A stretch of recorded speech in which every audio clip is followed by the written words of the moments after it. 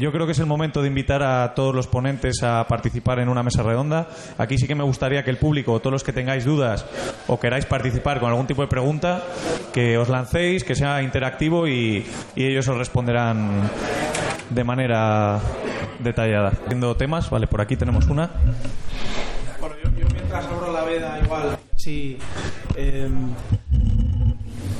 para Félix y para Alfredo, puesto que ya los servicios ecosistémicos ya no son una externalidad, sino un aprovechamiento forestal más, según la nueva ley de montes, pues para hacer una reforestación, una gestión forestal en un monte de utilidad pública, será necesaria una licitación. ¿Cuándo pensáis que puede haber un pliego de condiciones para que los propietarios forestales que quieran hacer este tipo de proyectos lo puedan llevar a cabo? En estos últimos años hemos tenido diversas solicitudes por parte de compañías que se dedican a restaurar y a reforestar terrenos, sobre todo que se han visto afectados por incendios, pero también terrenos que ahora mismo no tienen mucha densidad de matorral y de arbolado, es decir, de terrenos abiertos, aunque son forestales, para poder llevar a cabo iniciativas de estas características. Hasta la fecha nosotros hemos estado planteando que para nosotros la prioridad en materia de inversiones que pudieran llegar externas a la gestión, al ámbito forestal que nosotros manejamos, pues que estuviesen más destinadas a gestión pura y dura, más que para tener para incrementar la superficie forestal o la superficie arbolada, porque entendemos que el mayor déficit que tenemos es precisamente el de gestión.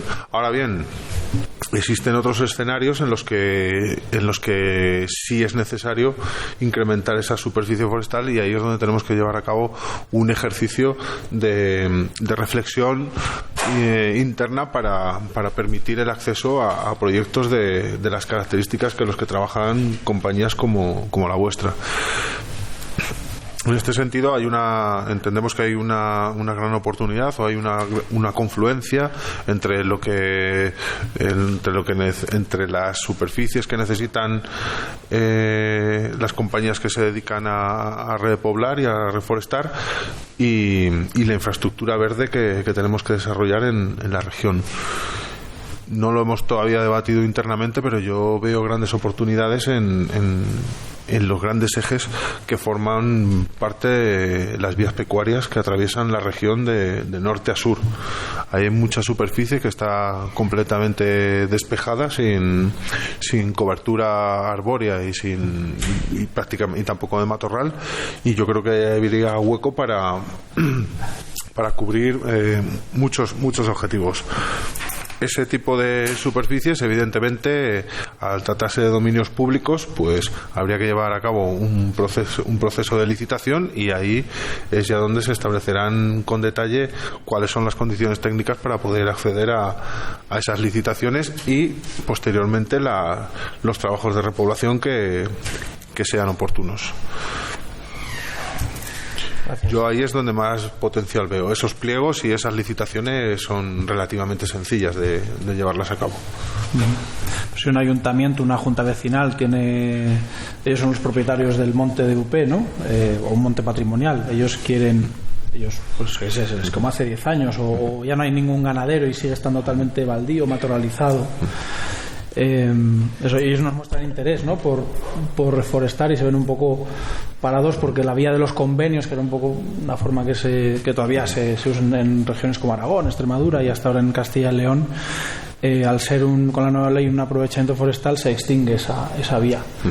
Entonces creo que, comentaba con Susana, tenemos ya ejemplos de una licitación en Madrid con un pliego y tal, en el que quizá os podéis basar para que los propietarios que tengan interés en hacerlo puedan llevarlo a cabo. Y en Castilla y León ya está, parece que casi listo también el pliego de condiciones para licitaciones sobre monte de utilidad pública. Castilla y León yo sé que lo hacían a través de convenios, pero claro, los convenios, a ver, si tú vas a trabajar en un terreno que es dominio público, más tarde o más temprano tienes que ir hacia fórmulas de pública concurrencia, entonces ya tienes que ir a licitaciones, es decir, los convenios, que es una relación bilateral entre dos partes, en principio están ahí muy en entredicho. Así que el camino sí o sí tiene que ser las licitaciones. Ahora bien, cómo se configuran y dónde y cómo, pues ahí hay mucha letra pequeña, porque hay una cuestión que es importante, y es que el objeto no solo es la repoblación e instalar una masa forestal en un terreno determinado, sino que detrás hay créditos de carbono, hay compromisos a medio y largo plazo, y bueno, pues hay que, jurídicamente tiene sus dificultades y sus intríngulis, hablando en román paladino. Quizá una cosa por complementar un poco lo que dice Alfredo, que al final es eso, es decir, que nos puede venir a la cabeza el hecho de decir, joder, si vienen a plantar árboles, pues ¿por qué les dices que no? Dices, no, ya, pero es que después está el crédito, y eso es el aprovechamiento del monte.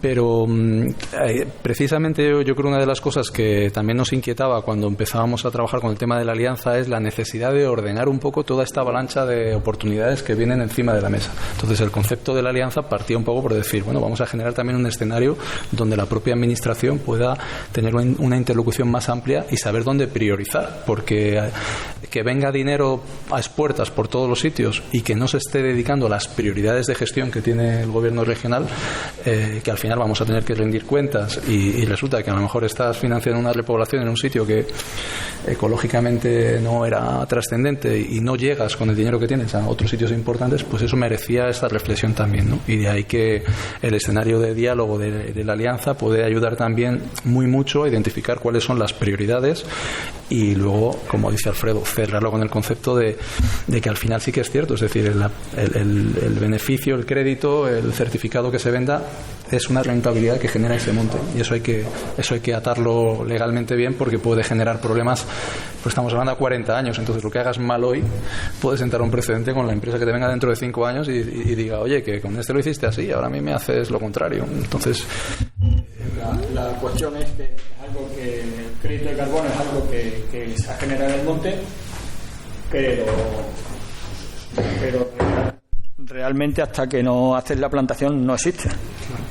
Entonces es una cosa ahí que digamos que es un proyecto que estás cerrando, pero porque quieres externalizar, digamos, ese servicio, pero si no se hace ese servicio no hay externalización posible que puedas mandar, ¿no? Sí, pero la administración tiene que asegurarse de que al final todo el mundo tiene puede concurrir a una oferta de terreno disponible para luego adquirir un beneficio de eso. Y eso es fundamental, lo que dice Alfredo. Si no haces eso, puedes estar generando un agravio comparativo desde el minuto cero y puede generar muchos problemas. Y ese es uno de los saltos conceptuales que tenemos que dar como profesionales del sector, ¿no? Que nos pensábamos que pues bueno, la biodiversidad del carbono y todo esto pues está bien, se genera y ya está. No, si ahora lo que hacemos es cogerlo del abstracto y bajarlo y empaquetarlo, no nos queda otra que darle un marco jurídico. Yo creo que es acertado el planteamiento de considerarlo como aprovechamiento, porque en el fondo lo va a ser en el momento en que tú lo comercialices, y tú me darás 10 euros y la empresa otra que tiene otro proyecto alternativo me queda 25. Y ese dinero va al final a ese monte, ¿no? Ya los vecinos de ese monte. Tenemos una pregunta por ahí. Buenos días. Y esta pregunta es para Basilio, de Rewilding. Y cuando has hablado de las líneas de actuación en los ríos, quería comentar un poquito el problema que tenemos en la sierra y en pueblos pequeñitos de contaminación por las depuradoras inexistentes, ¿no?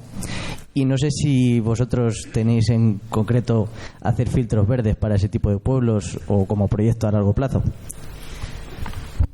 En principio no está planteado dentro de las líneas de actuación. Para la parte de ríos, fundamentalmente ahora es el tema de eso, quitar los obstáculos horizontales para mejorar la continuidad, pero sí, desde luego es uno de los problemas fundamentales tanto de la sierra como de Guadalajara como de Albarracín, que ninguno de los pueblos pequeños tiene.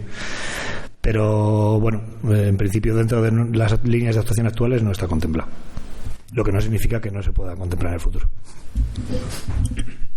Tenemos otra pregunta por aquí también. Hola, buenos días. Muchas gracias por la presentación, porque está muy interesante. En mi caso tengo una pregunta anterior. O sea, soy de Villora, un pueblito muy pequeño. Somos un grupo nuevo que tenemos muchas ganas, como ha comentado Alfredo, pero tenemos un problema, y es cómo nos ocupamos. Sí. Todo el municipio de Villora, que son 6.000 hectáreas, muy pequeños propietarios, muchísimos casos fallecidos o incluso por la buena gestión. Hay muchos fallecidos o incluso otros que no están fallecidos pero que todavía no han dado hijos y demás. Nos estamos encontrando problemas que estamos teniendo que ocuparnos como en toda la dentro.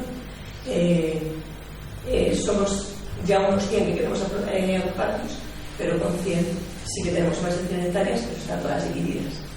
O sea, nosotros en nuestro pueblo que sí que queremos hacerlo, que sí que estamos por la labor de tener hacia el futuro y tener un bosque o un monte que no se nos quede y que no se nos quede, pero nos está resultando prácticamente imposible asociarnos para poder llegar a gestionarlo.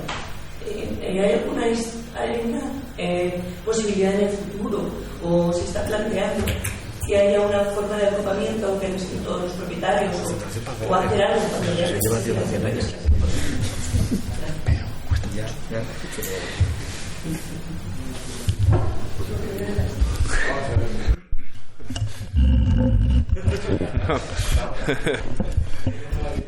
A ver, la situación que usted acaba de describir es una situación más habitual de lo que nos gustaría.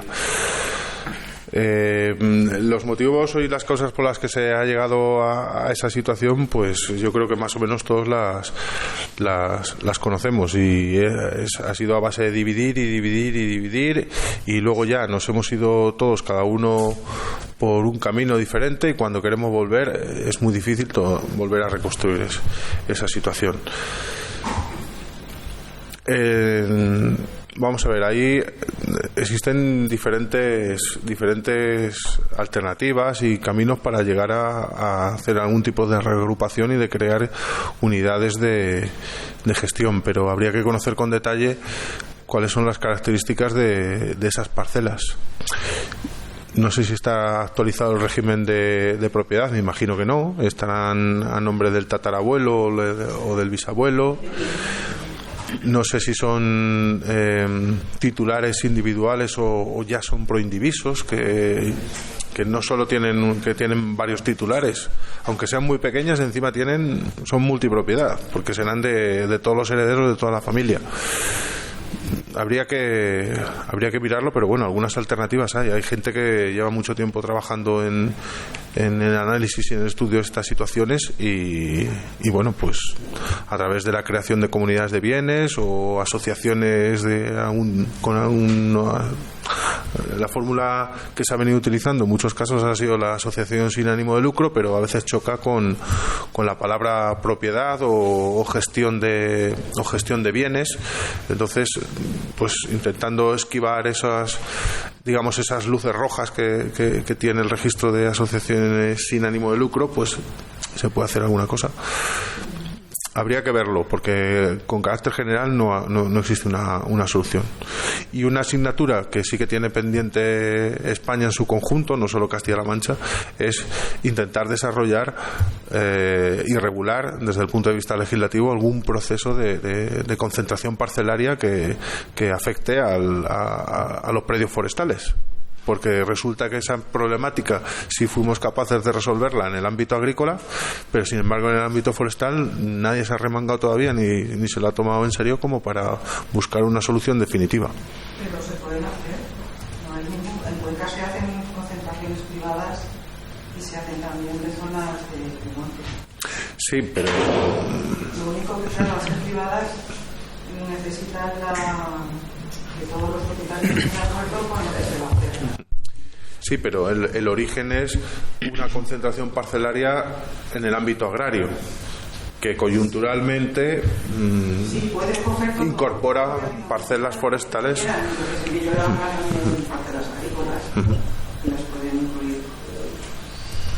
eso en Cuenca se siguen organizaciones privadas y afectan también a zonas comunes.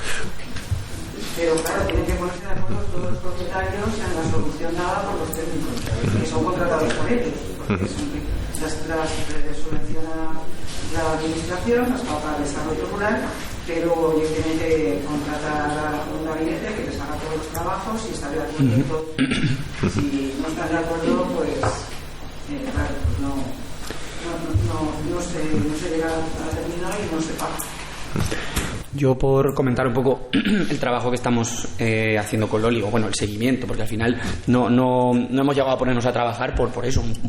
La falta de financiación un poco que tienen estos propietarios, ¿no? Bastante quebradero de cabeza es ya el agruparse, el ponerse de acuerdo, ¿no? Que en muchos casos es lo que se lleva por delante muchas iniciativas de concentración parcelaria, y es lo que queremos evitar un poco la línea que tenemos nosotros, por la que apostamos. Formas jurídicas que no exijan un consenso total, porque es muy difícil. Hay una diversidad de personas y dentro de los propietarios forestales, desde personas que tienen 90 años y tienen una historia y un sentimiento con la tierra que les cuesta muchísimo tomar determinadas decisiones, a personas que acaban de heredar con 40 años, que no tienen, por decirlo así, un arraigo a la línea, ¿no? al territorio, que lo que buscan es una manera ya no lucrativa, sino una manera operativa de que ese monte se gestione, ya sea por la vía que sea, ¿no? Entonces es un poco lo que la vuelta que estamos intentando darle, a ver cómo conseguimos esa financiación, porque es una pena que gente que tiene esas ganas no lo pueda conseguir, ¿no? Entonces, bueno, pues ahí estamos nosotros también. Hombre, ahí existe, la ley prevé una solución para los montes que son en régimen de propiedad en proindiviso, los conocidos como montes de socios. Pero claro, estamos hablando de superficies que tienen un tamaño determinado y tienen también un origen y un recorrido determinado. Cuando estamos en el ámbito del minifundio y lo primero es agrupar ese minifundio y luego ya dar el paso a la gestión, ahí hay todavía hay todavía mucho recorrido que desarrollar. Pues bueno, a ver si entre todos, propietarios, administración, vamos ahí apretando que demos una solución a toda esta gente, que es mucha, ¿no?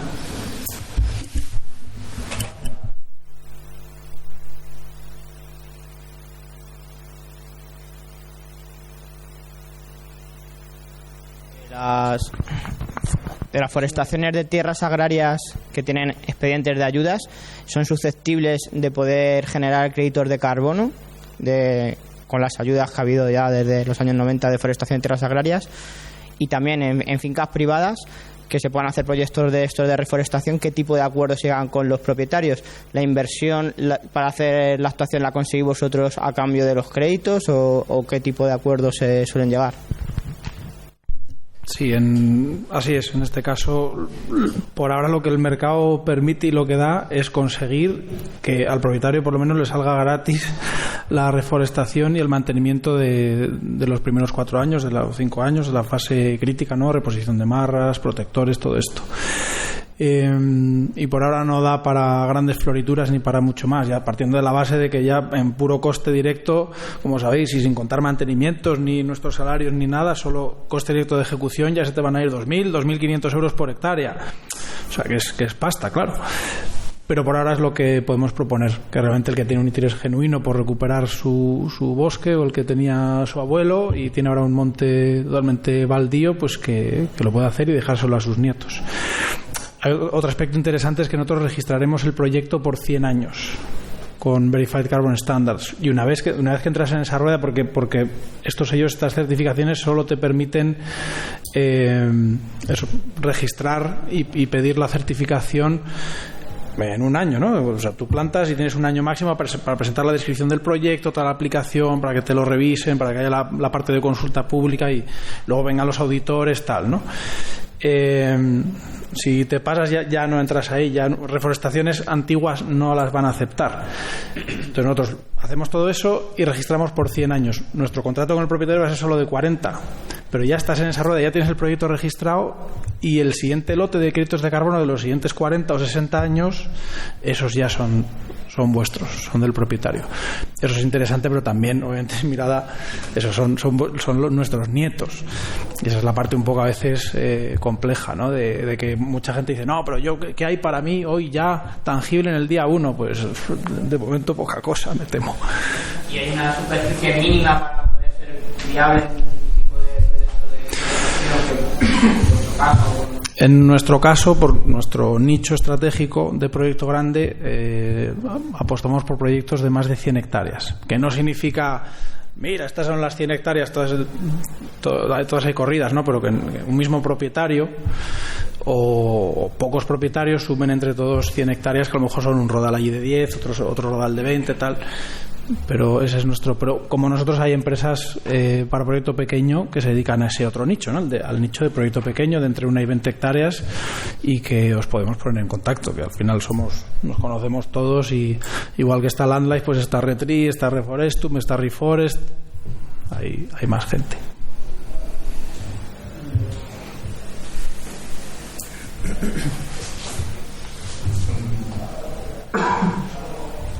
¿Alguien tiene alguna pregunta más por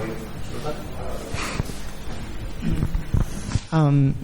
Yo tengo una pregunta que igual es una tontería, pero bueno.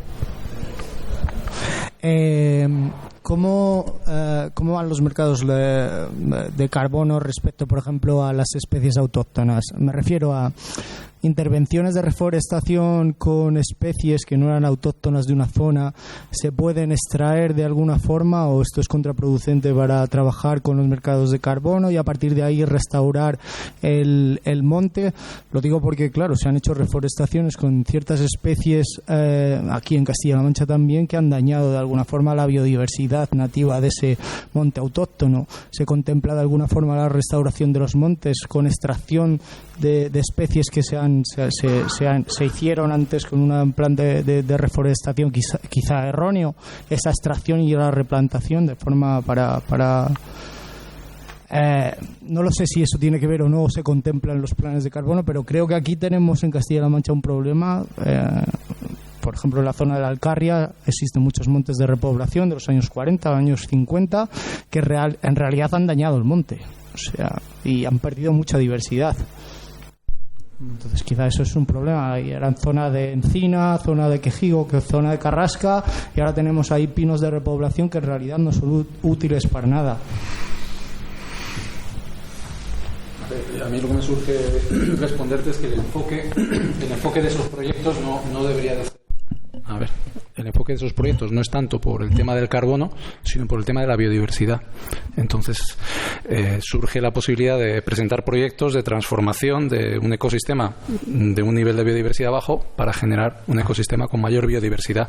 En paralelo, posiblemente puedas además hacer los cálculos de qué pasa con el carbono, ¿no? Y si resulta que además estás generando mayor acumulación de carbono, que no lo sé, habría que ver, porque el carbono a veces es un poco traicionero con las especies. Que igual te acumula más un eucalipto que yo qué sé, que un Juniperus oxycedrus, ¿no? Con lo cual eso habría que verlo, pero por biodiversidad desde luego por ahí sí que se podría abordar.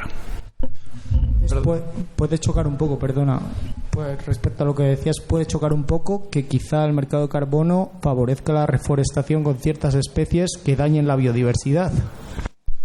Bueno, hay otro tema dentro de los estándares de carbono. Se está trabajando mucho, es lo que llaman en inglés es co-benefits, y es valorar que esos créditos de carbono sean créditos de calidad, se llaman, ¿no? Dicen créditos que sean creíbles y que además aporten otros beneficios, entre ellos la biodiversidad o otros aspectos sociales, y por ejemplo se trabaja con comunidades indígenas, etcétera. Entonces los estándares de carbono incorporan cada vez de una manera más rígida parámetros vinculados a qué pasa además de almacenar carbono. Entonces, bueno, de alguna manera yo creo que es una tendencia a corregir, o que incluso ya debe de estar bastante corregida en muchos de los estándares de carbono en repoblaciones. Quizá, Pancho, vosotros que trabajáis más con ello puedes apuntar algo más. A mí no me preocuparía eso tanto en este momento. Es decir, lo que está claro es que sí que hay que almacenar carbono, y las reforestaciones que se hacen no se hacen con especies exóticas.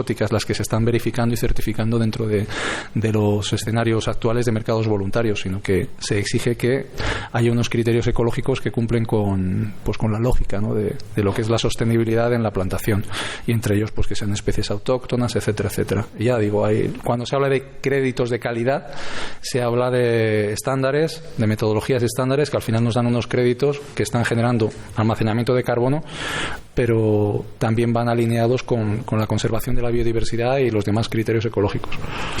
Vamos, tienes una preocupación muy genuina y muy válida, porque es verdad que ciertos registros permiten jugar a eso, a maximizar absorciones de carbono, cuando quizá no tiene otro sentido más que ese, ¿no? Entonces dices, bueno, vale, si voy a hacer una plantación monoespecífica de muy alta densidad de Pinus radiata o de eucalipto y voy a tener muchas más toneladas.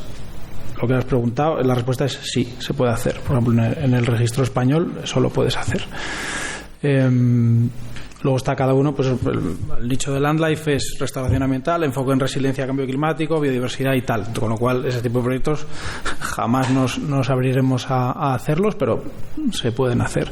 Y como propietario privado, si tú tienes tus hectáreas de monte, por supuesto que tomarás la decisión que consideres mejor para ti.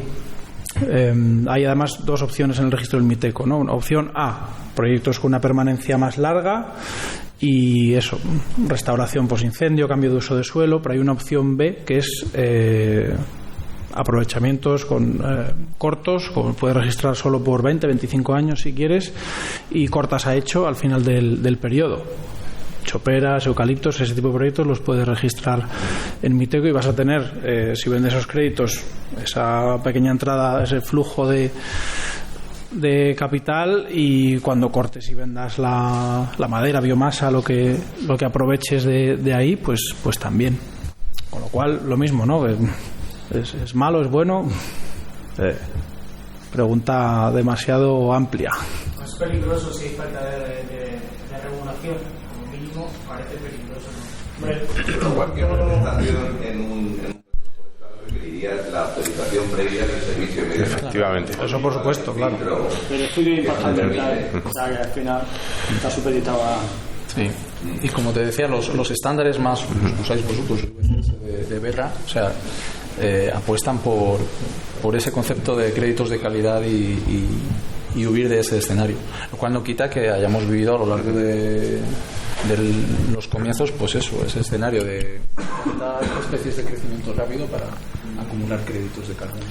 En cualquier caso, si eres un especulador y un trader del mercado de carbono, no te vienes a hacer proyectos a Cuenca ni Jartovino. O sea, te vas a Brasil, a Panamá, a cualquier punto de la franja ecuatorial, donde las absorciones van a ser maravillosas, cualquier cosa que eches va a crecer. Entonces, eso también hay que tenerlo en cuenta. En general, los que están haciendo proyectos de carbono en la península ibérica es gente un poco más avanzada y que no está pensando en carbono, pues no, ya te digo, es que aquí cada tonelada sale infinitas veces más cara que en otros puntos del mundo.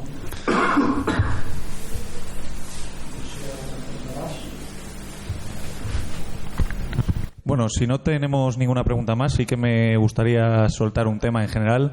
Tenemos aquí institución, tenemos empresas privadas, empresas tecnológicas, fundaciones.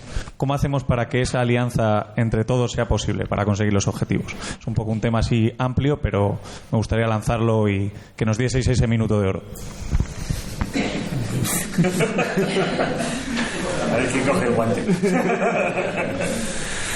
Venga, arranco yo. La ocasión la pintan calva. Por primera vez hay buena financiación del mundo privado y también muchas veces como os decía, ¿no?, de empresas que son las que más avanzadas están y que vienen, pues, de Escandinavia, del norte de Europa y tal, dispuestas a hacer proyectos en el arco mediterráneo porque quieren contribuir a que haya un cinturón verde en el Mediterráneo que nos proteja a nosotros, les proteja a ellos también. Yo, vamos, lo tengo claro, no sé, ese dinero hay que traerlo aquí, que no se lo lleven a otro sitio. Y en ese sentido creo que basta con la situación real actual, que es que la administración no ponga palos en las ruedas y que haya una buena colaboración público-privada. Y eso, y que quizá la administración pueda también ahorrar dinero que debe destinar al principal pilar, que lo hemos mencionado ya tropecientas veces, que es el mejorar la gestión forestal y proteger lo que ya tenemos, porque no podemos permitir que se nos pierda ni una hectárea más. Creo que un minuto. Sí, yo estoy con Pancho. O sea, creo que la oportunidad de financiación privada que nos está llegando en los últimos años a esta zona, bien sea a través de empresas, bien sea a través de fundaciones, es insólita. Y creo que la labor fundamental de la administración es intentar no obstaculizar o evidentemente siempre cumpliendo con los principios de garantía, pero intentar facilitar que este tipo de actuaciones puedan llevarse a cabo. No sé si vamos a tener muchas más oportunidades.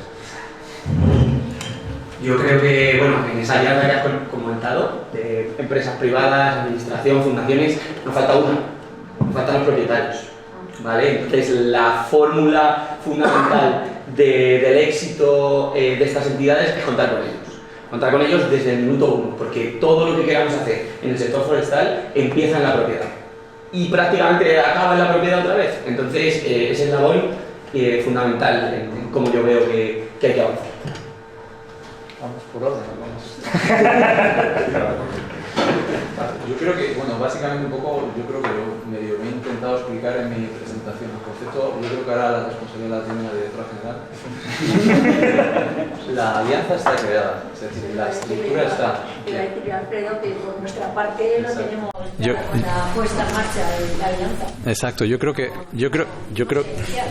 es así. Creo que Castilla-La Mancha ha hecho los deberes en ese sentido. Ahí puede haber dudas, preguntas como estas que estamos diciendo aquí, ¿no? Con el tema de las plantaciones y tal. Bueno, pues para eso se ha creado ese foro, para que las empresas vengan ahí, para que se sepa priorizar dónde hay que meter ese dinero, porque lo que os decía, ¿no? que hay prioridades en la administración. La administración le gustaría abrir el cajón y decir, venga, llevo a todo, y llevo además pero luego no es así. Luego, además, el dinero en la administración, igual esto lo iba a decir Alfredo también, pero el dinero en la administración muchas veces está en cajones y no es tan sencillo moverlo de un cajón a otro. No es tan sencillo decir, bueno, como recibo dinero para reforestaciones, ya el dinero que iba a hacer para reforestaciones ya lo dedico a gestión forestal. Bueno, no es tan inmediato. O sea, hay que hacer cambios de presupuestos y a veces incluso de políticas por las que te has comprometido durante 5 años en la PAC, etcétera. O sea, no es tan sencillo. Pero yo creo que si de algo tenéis que estar contentos y sacarle el máximo provecho es precisamente a que esa alianza ya la tenemos. La plataforma está. Hay un decreto que la regula. Y ahora lo que creo que tenéis que hacer entre todos en Castilla-La Mancha es arrimar el hombro, sentaos, hacer estrategia, sacarle brillo, que se vea, que se visualice y que haya más financiadores y que haya más oportunidades y que se empiece a mover el dinero y que se empiecen a hacer proyectos. No sé si estás de acuerdo, Alfredo. No es el caso. Yo lo que sí que quiero reflejar es que bueno, los que nos llevamos ya tiempo dedicándonos al sector forestal siempre hemos tenido el sueño de que alguna vez todo lo que está relacionado con las externalidades pudiera tener algún tipo de retribución y ahora ya ha llegado ese momento. El camino está iniciado, todavía quedan muchos pasos que dar y sin duda la colaboración público-privada es la clave para poder construir este gran edificio que tenemos ahora mismo en nuestras manos. Experiencias ya hemos tenido unas cuantas en la administración regional y podemos decir con claridad que esta realidad ya existe y ya la estamos tocando y ya estamos empezando a ejecutar proyectos. Y por supuesto con las iniciativas legislativas que hemos llevado a cabo, pues en Castilla-La Mancha tenemos claridad meridiana y absoluta de que este es el camino a seguir y que tenemos que continuar, y cuantos más aliados tengamos en todas las direcciones, pues seguro que el éxito será mucho mayor. Hombre, yo creo que el momento que tenemos ahora es un momento muy bueno. Ya conocemos todo lo que llevó las repoblaciones en los años 60, en las que, bueno, pues no se contó con las poblaciones, no se contó con la gente de los pueblos. Al final eso terminó echando a la gente. Sabemos lo que pasa después de un incendio, cuando pasan 20 años sin hacer nada de gestión forestal después de ese incendio.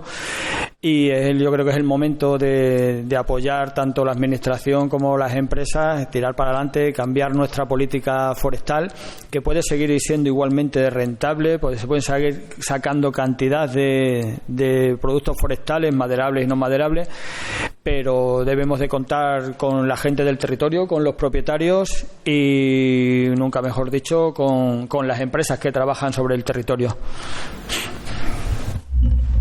Vale, pues yo creo que vamos a clausurar aquí lo que es Cuenca Forestas. Sí que me gustaría agradecer a la Universidad de Castilla-La Mancha, por supuesto a la Junta de Castilla-La Mancha, que tenemos aquí representación en este día, también al Ayuntamiento de Cuenca, que ha estado el concejal de Medio Ambiente antes, por supuesto a la organización, a UFIL, que sin ellos no sería posible, Dendron, Landlife, y también a vosotros asistentes, que si no estuvieseis, pues el evento tampoco se podría llevar a cabo.